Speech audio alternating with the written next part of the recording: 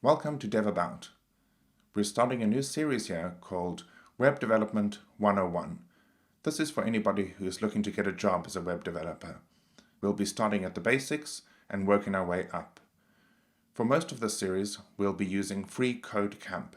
Free Code Camp is an excellent resource with many hours of lessons, and we'll be using that as the core content of the material for this course.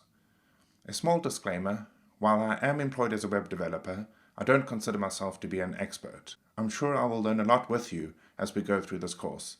I'm also sure I'll make a few mistakes, so please point that out when that does happen. That way we can all learn together. Thanks for watching, and I'll see you in the next episode where we set up some of the tools that we'll be using.